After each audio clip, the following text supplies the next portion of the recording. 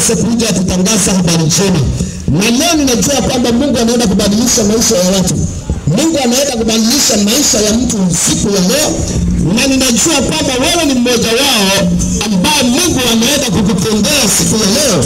Ila tu unapoamini neno la Bwana, ila tu unapoamini nguvu za Bwana na matendo makuu ya Mungu, ataenda kutengeneza maisha yako katika jina la Yesu Kristo.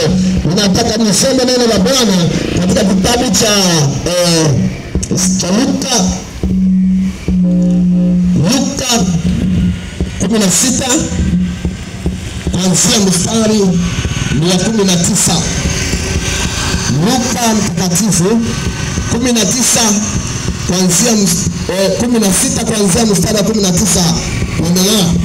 Akasema palikuwa na mtu mmoja tajiri aliyevaa nguo za rangi ya zambarau na kitani safi na kula siku zote kwa anasa. Na masikini jina lake Lazaro wekwa mlangoni pake ana vidonda vingi, naye alikuwa akitamani kujizibisha kwa makombo yaliyoanguka katika meza ya yule tajiri. Hata mbwa wakaja wakamramba vidonda vyake. Ikawa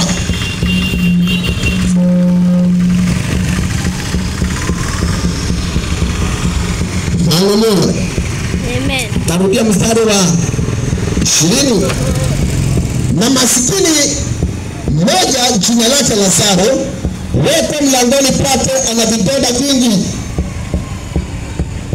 naye alikuwa akitamani kujisibisha kwa makombo yaliyoanguka katika meza ya yule tajiri.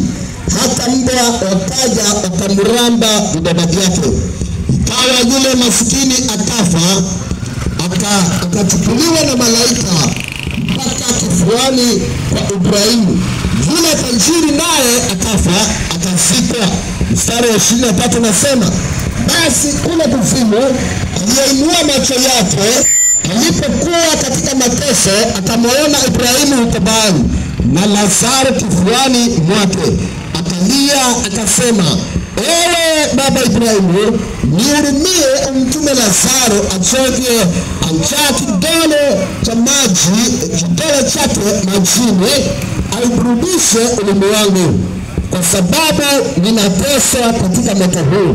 Ibrahimu akasema, mwanangu, kumbuka ya kwamba wewe uliyapokea mambo mema yako katika maisha yako, na Lazaro hivyo alipata mabaya, na sasa yeye yupo hapa anafarijiwa na wewe unaumizwa. Mstari wa 26 unasema, na zaidi ya hayo, kati ya sisi na nyinyi kumewekwa shimo kubwa, ili wale watakao kutoka huku kwenda kwenu wasiweze, wala watu wa kwenu wasivuke kuja kwetu. Mstari wa 27 akasema, basi baba, nakuomba umtume nyumbani kwa baba yangu, kwa kuwa ninao ndugu 5, ili awashuhudie wasije wao pia wakafika mahali hapa pa mateso. Ibrahimu akasema wanao Musa na manabii wawasikilize wao. Wakasema, la baba Ibrahimu, lakini kama akiwaendea mtu atokaye kwa wafu watatubu. Akawaambia, wasiposikia Musa na manabii hawatashawishwa hata mtu atafufuka kutoka katika wafu. Jina la Bwana libarikiwe. Hapa tunaona kuna mtu mmoja alikuwa anaishi hii dunia ambaye alikuwa ni tajiri sana. Na mtu ambaye ni tajiri, kuna maringo ambayo matajiri wanaishi nao. Wanafikiria hii dunia wataishi milele kwa sababu ya utajiri wao. Na ninatangaza kuwa tajiri sio makosa, lakini kutawaliwa na utajiri ndio makosa. Utaona ya kwamba hii dunia utaishi, utaona ya kwamba hii dunia utaishi na mali. Wewe unaweza utaishi na mali baadaye itakupeleka jehanamu. Na wacha nikwambie, kulikuwa na huyu mtu ambaye alikuwa anaitwa tajiri. tajiri alikuwa anakula siku zote kwa anasa. Huyu mtu ambaye alikuwa anaitwa ni tajiri alikuwa akitaka kuvaa nguo, anavaa nguo za kila aina ya rangi. Kama ni rangi ya gari, anatembea kulingana na vile gari iko. Kama ni gari, anatembea kulingana na vile mavazi yako. Inaonekana alikuwa ni tajiri kweli kweli. Na kila siku alikuwa anatamani akafanya sherehe kila mahali kwa sababu ya utajiri wake. Na ninaona kuna mtu ambaye alikuwa anaitwa Lazaro. Huyo Lazaro naye alikuwa anaishi katika mlango wa ile tajiri. Wakati yule tajiri anapokula chakula, magomba yanapoanguka, yule tajiri, yule masikini alikuwa anatamani kula kwa ile magomba. Lakini Biblia inasema ya kwamba huyo tajiri akafa na masikini pia akafa. Masikini wanakufanga na matajiri pia wanakufa. Lakini wakati ulipokufa, wakati tajiri alipokufa, kulikuwa ni mambo ambayo ni mambo sintofahamu, kwa sababu huko mzimu alienda akaona kuna mtu ambaye alikuwa na pesa hapa, alikuwa anakula makopo katika milango yake, alikuwa anakula makopo katika milango yake, na akampita yuko katika kifua cha Ibrahimu. Yule tajiri akashangaa sana, yule tajiri akashtuka sana, kwa sababu alikuwa hatarajii kuna mtu ambaye alikuwa atakuta yuko mbinguni. Lakini tunaona yule masikini alienda akaweka katika kifua cha Ibrahimu, na yule tajiri naye akaenda jehanamu. Kwa sababu gani alienda jehanamu? Kwa sababu alikuwa hajiweki vizuri katika maisha ya mwanadamu. Hapa duniani alikuwa hayuko sawa. Hapa duniani alikuwa anaona maisha yamekuwa mazuri. Hapa duniani alikuwa anakula kila kitu anachohitaji, lakini akajisahau ya kwamba kuna wakati mmoja atakufa na aelekee jehanamu. Nimekuja na naletea habari yake njema, habari ya ufalme wa mbinguni, ya kwamba hii dunia hatutaishi milele. Hii dunia tutaishi milele. Hii dunia tunaenda. Hii dunia tunaondoka. Hii dunia tutaenda. Hii dunia tutaishi milele. Kulikuwa na babu yako aliyekuwa anaishi hapa duniani. Kulikuwa na nyanya alikuwa anaishi hapa duniani, na kama alikufa bila kuokoka, bila kumjua Bwana, sasa hivi yuko katika hatari sana. Na ndio maana nimekuletea neno la Bwana siku ya leo, ya kwamba siishi duniani kana kwamba umeingia kwenu. Hii dunia tunasafiri wapendwa. Kuna watu walikuwa wanaishi duniani hii, warembo wazuri, warembo walikuwa wanajiangalia kwa kioo, wanaona ya kwamba wamefika, lakini walichoka na wakazeeka na wakaenda. Na kama walienda bila kuokoka, walienda kuteseka motoni wa jehanamu. Na ndio maana nimekuletea neno la Bwana siku ya leo, na wewe siishi hii dunia kama vile ile tajiri aliyekuwa anaishi hapa. Alikuwa ajui kana kwamba kuna siku moja ataondoka hapa duniani. Maisha ya dunia yasikuchanganye. Pesa za dunia zisikuchanganye. Maisha na anasa za dunia zisikuchanganye ukaona kana kwamba utaishi hapa duniani milele. Hapa duniani tunapita wapendwa. Hii dunia tunapita. Hata kama uko na pesa, hii dunia tunapita. Hata kama una maplot, hii dunia tunapita. Sio pesa itakayopeleka mbinguni, ila ni kumwamini Yesu peke yake. Hiyo ndio peke yake ndio tikiti ya kwenda mbinguni. Niangalie vizuri kwa sababu itahukumiwa na hii. Hii ndio itahukumiwa nayo. Ya kwamba kuna mhubiri alikuja hapa baba mlezi, akahubiri habari njema, na wewe ukakataa. Yule tajiri alikuwa analinga na mali yake.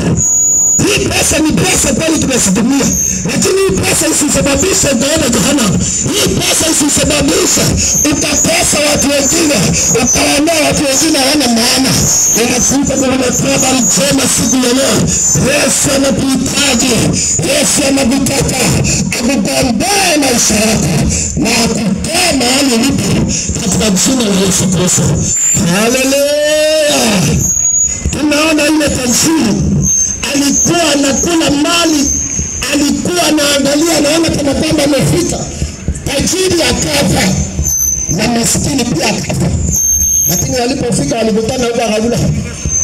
Ili ndio nilikuwa nakwambia duniani ni hivyo. Na yule tajiri alipoangalia akaona Lazaro amelala katika kifua cha Ibrahimu. na anateseka mateso ya aina kubwa sana, anateseka mateso ya hali ya juu. Akamtuma Lazaro, akamtuma Ibrahimu, akamwambia Ibrahimu, baba Ibrahimu, ningeliomba ukamtume Lazaro achote agati mbele kwa maji yale, tone moja ya maji, aje akurudishe mwili wangu, maana ninateseka katika jehanamu, maana ninateseka katika moto, ninateseka katika moto. Ibrahimu akamwambia, tafadhali mtu aweza akavuka kutoka kule kuja huku, maana katikati kuna shimo kubwa sana. Mtu wa kuzimu aweza akaingia jehanamu mbinguni, na mtu wa kuzimu aweza akaingia mbinguni. Kuna shimo kubwa katikati. Akamwambia, sawa baba Ibrahimu, tulikuwa na ndugu zangu 5 duniani waliokuwa na vichwa ngumu kama mimi. Ningeliomba ukamtume mtu mmoja kutoka kuzimu awapelekee ripoti ya kwamba huko kuzimu ni kubaya, huko kuzimu ni kubaya. Akamwambia, hapana, wasipowasikiliza wahubiri hapa duniani kama mimi vile nimekuja kuhubiri hapa, usiponisikiliza, kwa sababu hatukuitishi pesa zako. Ndio kuna wengine wanadharau wahubiri, wasema wahubiri eti ni pesa tunataka. Hatuna haja na pesa zako, hatuna haja na pesa zako, tuko na haja na moyo wako. Usiende jehanamu kwa sababu ya kukosa kupokea neno la Bwana. Kama pesa tuko nazo, lakini neno la Bwana pekee yake ndio leo umekosa, na ndio maana tumekuletea neno la Bwana free. Usiwe kwenda jehanamu ukakosa kuingia mbinguni kwa sababu ya maringo yako. Mpokee Yesu siku ya leo. Yesu anakuhitaji mpendwa. Pesa zako haziwezi kukuokoa, mali yako haiwezi kukuokoa, maploti yako haiwezi kukuokoa, umaarufu wako haiwezi kukuokoa. Yesu Kristo pekee yake ndiye anaweza kuokoa maisha yako. Aliyekufa msalabani ni kwa ajili ya maisha yako, aliyekufa msalabani ni kwa ajili ya maisha yako.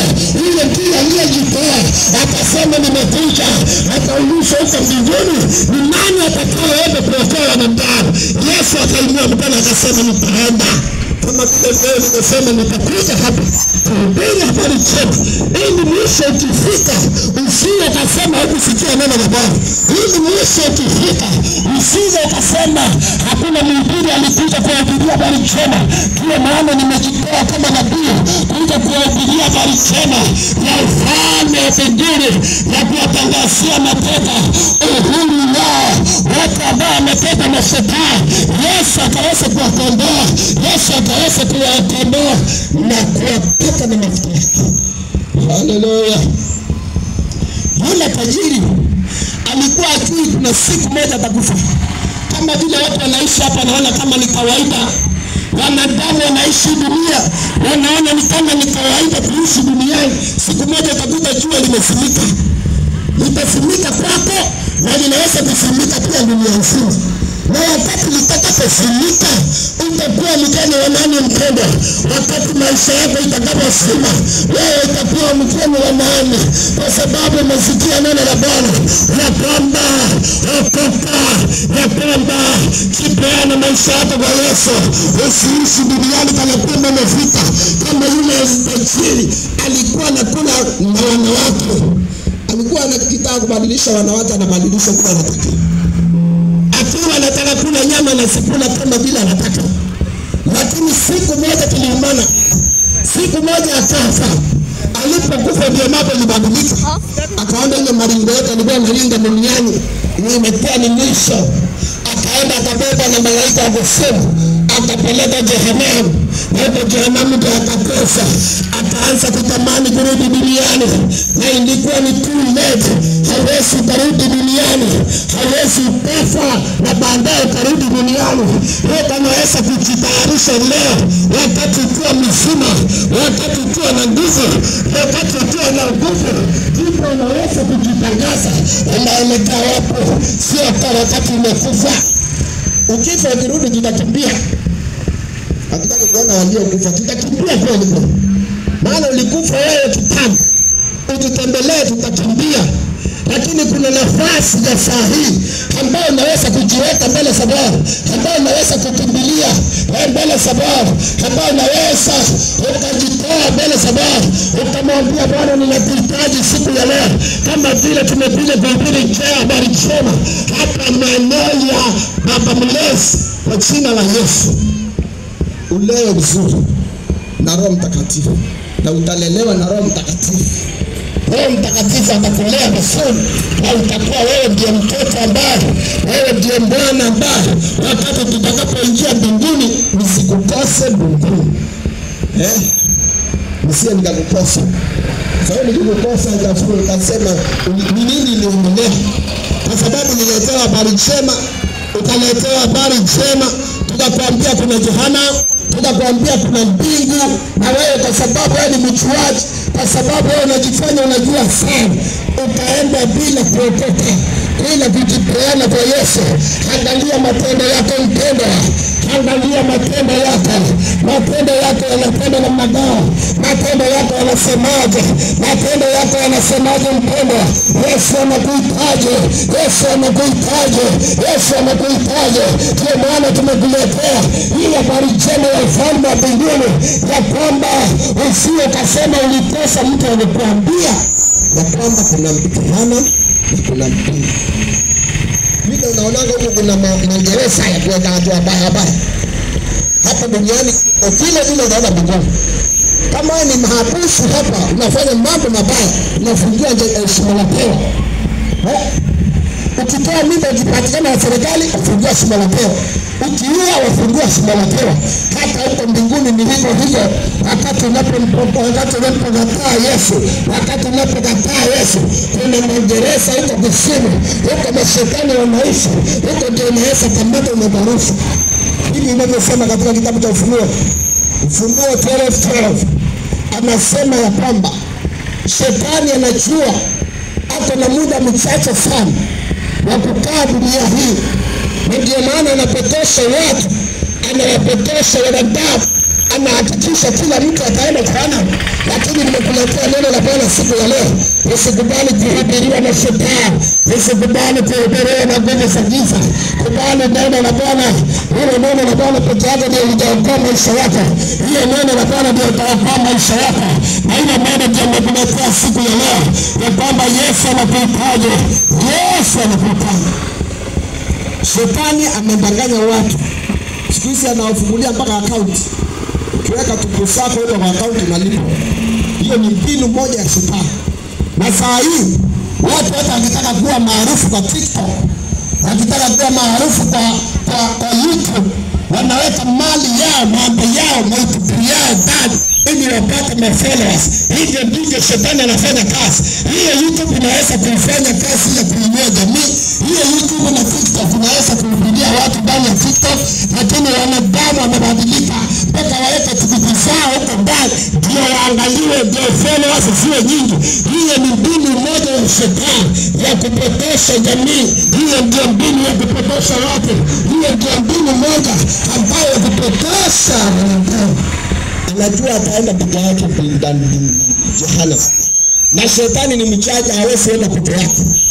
Anahakikisha watu wote wameenda, wamefunulisha wote jehanamu. Lakini nimekuletea neno la Bwana siku ya leo. Wewe ambaye utasikia hii habari njema, wewe ambaye utasikia hii habari njema ya ufalme wa mbinguni, hii habari njema ya ufalme wa mbinguni, ya kwamba Yesu anakuhitaji mpendwa. Usidanganywe na shetani. Shetani anakufunulisha kwa jehanamu. Shetani anakupeleka jehanamu. Kubali kumfuata Yesu aliyekufa msalabani ni kwa ajili ya maisha yako. Aliyekufa msalabani ni kwa ajili ya maisha yako. Hii Yesu ndio tunafuata kumtangaza, ya kwamba anakuhitaji, ya kwamba Yesu anakuhitaji. Yesu anahitaji maisha yako. Yesu anahitaji familia yako. Yesu anahitaji hao watoto wako. Kuna wengine wametekwa nyara na shetani, wengine wamefanya walevi, shetani amewafanya walevi, wengine wamelipuliwa na bangi. Yesu anakuhitaji hii siku ya leo, anahitaji abadilishe maisha yako. Wewe ambaye maisha itaenda na mnapo. Maana hata kuna wengine walizaa, wakazaa watoto na wakakua, na baadaye wakabadilika kwa kuwa wakubwa. Hiyo ndio mbinu moja ya shetani. Unazaa watoto na unaona kweli umewazaa, lakini wanapofika umri shetani anawakamata na anawabadilisha akili. Wanakuwa wengine ni machizi, wengine wanakuwa wengine ni wazimu, wengine wanakuwa hawaeleweki. Lakini siku ya leo hizo nguvu za kusema tunaenda kuzikamata katika jina la Yesu. Ila tunapoamini neno la Bwana, wewe ambaye umefika mwisho, wewe ambaye maisha yako imekorogeka, Yesu anaweza kubadilisha. Yesu anaweza kubadilisha katika jina la Yesu. Maana Yesu alikuja kutafuta na kuokoa kilichopotea. Yesu anaweza kubadilisha maisha. Yesu anaweza kubadilisha. Alibadilisha mwanamke ambaye alikuwa ni msharati. Alibadilisha mwanamke ambaye alikuwa ni kahaba, akamfanya mhubiri. Yesu alibadilisha mtu aliyekuwa hana macho, Bartimayo akampea macho na akaenda akitangaza habari yake njema. Ndio maana tumekuletea neno la Bwana siku ya leo. Ile Yesu ambaye alibadilisha Bartimayo, ile Yesu ambaye alibadilisha hata ile mwanamke kahaba akamfanya mhubiri, ndio tumekuletea siku ya leo ya kwamba Jesus loves you. Yesu anakupenda. Yesu anakupenda. Yesu anakuhitaji. Wewe ambaye umefika mwisho, wewe ambaye watu wako wameharibika, Yesu anaweza akawarejesha katika barabara. Kuna mtu ambaye alikuwa anaishi makaburini, kila siku amejipatapata kwa mawe, kuwa maskani yake ilikuwa ni makaburini. Wakati aliposikia Yesu Kristo anapita, akapasa sauti yake na akamwendea Yesu. Na alipomwendea Yesu maisha ikabadilika. Yesu akamwendea Yesu maisha yake ikabaki vile ilivyokuwa. Yesu akamwendea Yesu maisha yake ikabaki vile ilivyokuwa mpaka ibadilishwe. Yesu anabadilisha. Yesu anabadilisha. Yesu anabadilisha. Yesu akamwendea Yesu ukabaki chizi. Yesu anabadilisha. Anatoa chizi na anaweka Roho wake Mtakatifu. Maana Yesu anaweza. Hakuna jambo lisilowezekana kwa Bwana. Hakuna jambo lisilowezekana kwa Yesu. Yesu anaweza kubadilisha. Anabadilisha nchi iliyo na rutuba ikawa ni jangwa. Anaweza kubadilisha jangwa ikawa nchi iliyo na rutuba. Aliweza kupasua bahari, wana wa Israeli wakapita katikati ya bahari. Ni nini ambayo na Mungu aweza kufanya? Kama Mungu anaweza kufanya mambo yote, anaweza kubadilisha maisha yako. Siku ya leo tumekuletea habari yako, habari njema ya ufalme wa mbinguni. Yesu anabadilisha maisha ya wanadamu. Yesu anabadilisha maisha. Anaweza kubadilisha hiyo maisha yako ambayo unaishi kupeseka kila wakati, au ambayo mateso yamekuwa ni kama chakula ndani ya maisha yako. Yesu anaweza kubadilisha hayo mateso yakawa ni ushuhuda kwa jina la Yesu. Kwa hivyo wewe ambaye unasikia habari, usikae kama yule tajiri aliyejisahau kuandikisha jina lake mbinguni. Huko mbinguni alikuwa anajulikana kama ni tajiri, kumbe alikuwa andikisha jina lake hapa duniani, na akasahau kuandikisha jina lake duniani akiwa hapa. Ikawa kule anatambulika kama tajiri, kumbe kuna tajiri hapo ambaye amesahau kujiandikisha. Na huyo tajiri alikuwa na jina, lakini jina halikuandikwa kwa sababu alilalia masikio hapa duniani. Na wakati unapoambiwa njoo andikisha jina lako huko mbinguni, sema Bwana Yesu, ninaitwa fulani wa fulani, uandikishe jina lako mbinguni. Ukae hapa ukijua jina lako liko mbinguni, mahali Yesu aliko na wewe wako. Unakaa tu bila kujijua. Hapa hii Kenya Yesu kaishi hapa bila kitambulisho cha raia wa Kenya. Hawezi kaishi hapa duniani pasipo raia wa Kenya. Hapa mpaka ukitaka kujulikana kama ni raia wa Kenya, mpaka uwe na ID ya Kenya. Unaandika majina yako, unaandika majina ya baba yako. Wewe unataka wapi uende mbinguni pasipo kuandikisha jina lako? Siku ya leo amini Yesu, uandikishe katika kitabu cha uzima. Ile ndio ID, chukua ID ya kwenda mbinguni. Uchukue kitambulisho cha kwenda mbinguni siku ya leo. uchukue kitambulisho hapa. Na kitambulisho ni nini? Ni wokovu. Kumpokea Yesu peke yake ndiyo kitambulisho cha kwenda mbinguni. Hawezi ukafika mbinguni pasipo kumpokea Yesu. Hiyo ni uongo. Yesu ndiye njia, ukweli na uzima. Yesu ndiye njia, ukweli na uzima. Hawezi ukafika kwa Baba pasipo kumpitia kwa Yesu. Hawezi ukafika kwa Mungu bila kumpitia kwa Yesu Kristo. Maana Yesu ndiye njia, ukweli na uzima. Ukitaka kitambulisho iko pia. Kitambulisho, Yesu ndiye anapeana kitambulisho. Uwe na uraia wa mbinguni. Uwe na uraia wa mbinguni mpendwa. Kuna tajiri alikuwa anaishi hapa, akajisahau kwa sababu ya kula minofu, akajisahau kwa sababu ya kula vizuri. Akaona hii chakula haitaisha, lakini utakula vizuri sawa. Hapa duniani unaweza kula vizuri, unaweza tumia wanawake, unaweza kula pombe na mambo yote ya nasa, lakini baadaye utapambana na moto wa jehanamu. Utatamani kurudi duniani, lakini itakuwa ni too late. Yaani nusu hapa miaka 71 ama 70, zaidi ya 70. Na wakati unapoishi hapa zaidi ya 70, ujikute kule umekataliwa, hiyo itakuwa ni hasara kubwa sana. Miaka 70 na huko jehanamu naishi milele na milele. Jikatie tikiti saa hii. Wangali wakati huko. Wangali wewe ni mchana.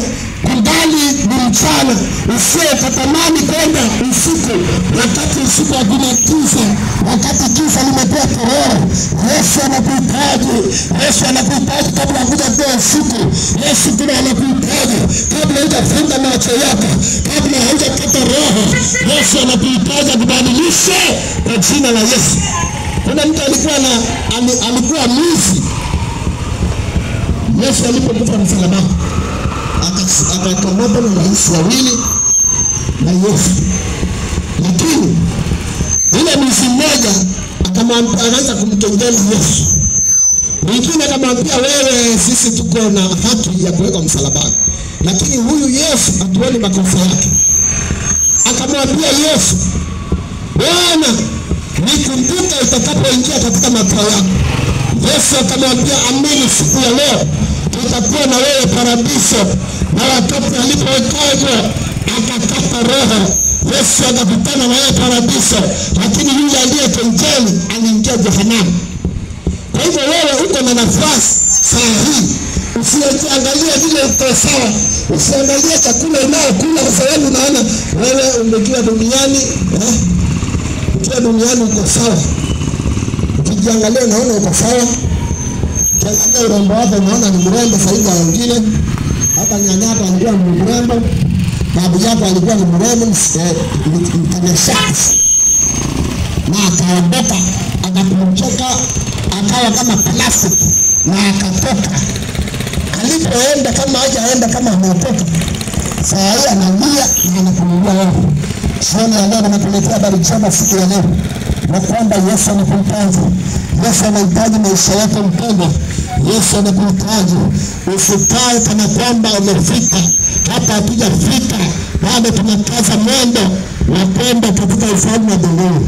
Wewe ambaye umesikia neno hili jina la Yesu, ningetaka niombe na wewe. Maana ndio tumekuja hapa. Najua kwamba hii neno la Bwana ndio uzima wetu. Na tutakaa hapa sana. Leo tunaenda kuhubiri habari njema. Tunachukua lisali moja tu, kama lisali moja na nusu, kwa sababu ya ufalme wa mbinguni. Na nimekuletea neno la leo siku ya leo na kwamba Yesu anakuhitaji. Usikae hapa kama yule tajiri aliyekuwa hapa akajisahau. Na alipojisahau alienda kaona tumeondoka kule jehanamu, na akaanza kutamani kurudi duniani. Na ukiingia kaburini huwezi kurudi tena. Hata ukizima macho yako ikizimika huwezi kurudi tena. Ukirudi itakuwa ni msimu. Na hatutaki kuona msimu. Sisi tunataka kuishi na watu. Kwa hivyo wewe siku ya leo ambayo unasikia hili neno, ningetaka tu kainua mkono wako juu ili nikaweza kukuombea wokovu katika jina la Yesu. Maana hiyo ndio kazi ambayo uko Wale ambao mnataka kuokoka siku ya leo, inua mkono wako juu kwa jina la Yesu na nitakuombea wokovu katika jina la Yesu. Katika jina la Yesu nitakuombea tu. Nitakuombea tu. Inua mkono wako kwa jina la Yesu. Hata mahali ulipo unaweza kuinua mkono na ndani ya moyo wako ukampotea Yesu mahali ulipo katika jina la Yesu. Nitakuongoza na maombi ya toba katika jina la Yesu. Inua mkono wako mahali ulipo. Naweza kuinua usione haya. Maana ukimwonea haya Yesu haya, huko mbinguni si kama utafamaji. Maana huko ni kila mtu ataenda kwa mambo yake, kujieleza vile alikuwa anaishi duniani. Inua mkono wako juu. Sema, Bwana Yesu, nimekuja mbele zako. Mimi ni mwenye dhambi. Nisamehe dhambi zangu. Yesu na damu yako nitakase nitakufanya. Jehova, nimejitambua ya kwamba mimi ni mwenye dhambi. Nimekukimbilia wewe kwa kutapata kuniokoa. Futa jina langu katika kitabu cha hukumu. Uniandike katika kuanzia siku ya leo nitakufuata siku zote za maisha yangu. Katika jina la Yesu naomba na hata kuamini. Amen. Baba, katika jina la Yesu, wewe ndiye unajua huyo mpendwa ambaye ameomba ndani ya moyo wake. Naomba Bwana ukamtembelee. Naomba Bwana ukambadilishe na mtaabishita bali kwa naishi ndani ya moyo wake. Ninavuruga hiyo nguvu za kuzimu, hizo nguvu za uganga na uchawi. Ninaziteketeza moto kwa jina la Yesu Kristo. Wewe ni Mungu, kamtawala kuanzia saa hii, kamfanya kiumbe kipya. Ya kale ya maisha tazama yamekuwa ni mapya. Katika jina la Yesu ninaomba na hata kuamini. Amen. Pigia Yesu makofi kwa jina la Yesu. Pigia Yesu makofi katika jina la Yesu. Asante sana. Asante sana. Asante sana.